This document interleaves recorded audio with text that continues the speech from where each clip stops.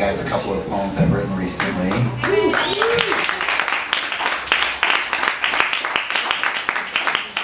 So I host this reading series, the Tenderloin Reading Series. It's really would be more appropriate if I lived in the neighborhood, and I do now.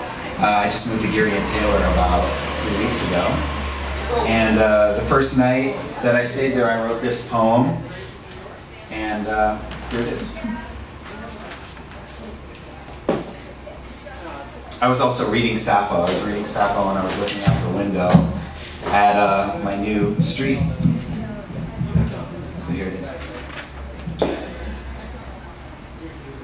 I will let you go along nameless. You who have pleaded the fifth against my every amorous interrogation. For it is dawn now in the darkening world, and I have yet to put away my childish things.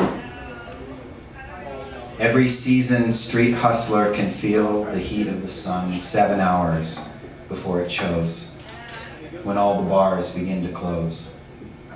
Maria, Sophia, Philo, Tara. I am terrified of your enormous rumbling when I place my ear to the warming earth.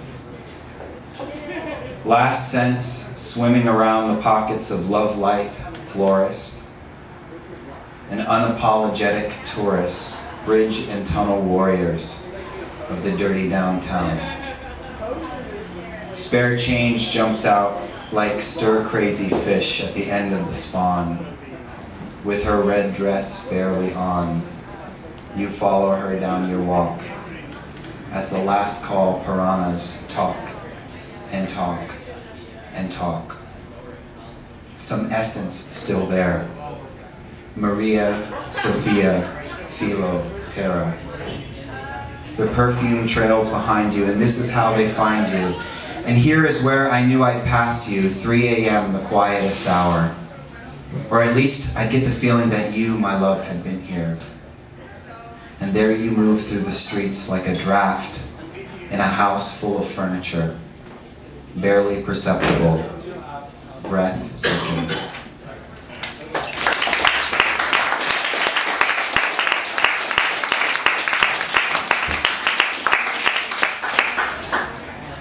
I covered the sour smell of last night's indiscretion in musk, coffee, and a tightness in the chest.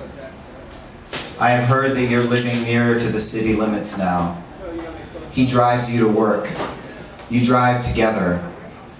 In a pearl white pickup truck he may as well have built with his own hands. Forever tardy, I am standing on the corner of Van Ness and Geary, checking my phone every 30 seconds, waiting on a bus. In a word. He turns right, sober and carefully, before the station where you walked with me, then on to Market Street and down the avenues of a charmed life, with his baby inside, with a baby inside. I'm sure you'll make him a charming wife.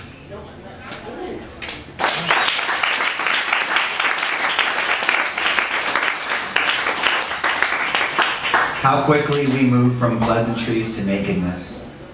As quickly as you came, out the bathroom, your teenage nose dusted like a spring slope already bleeding out by midnight. Then you dyed your hair white. And everything about you seemed too old and too young at the same time.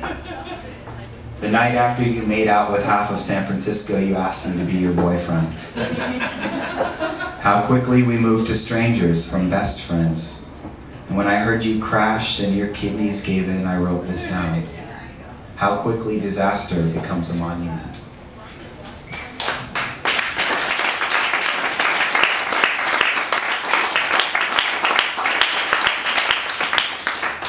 Okay, so I have one more. I wrote it last night. It's the first day of spring, and it's been warm, finally. It's been so nice out.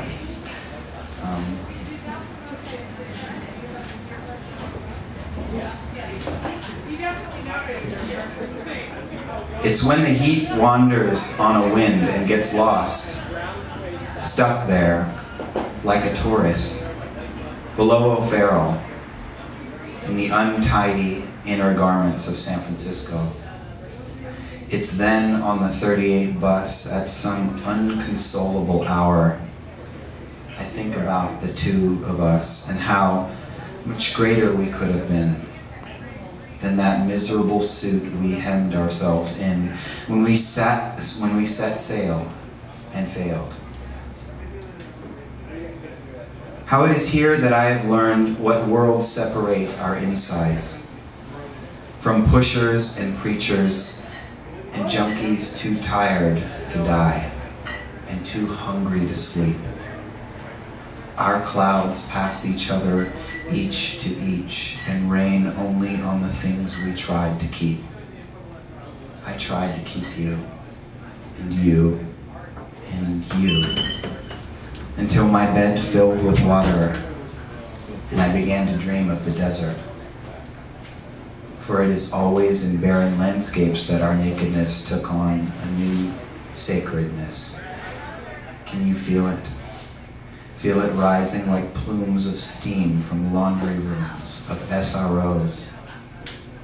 There we have our new set of clothes. It is almost spring. Thanks, everybody.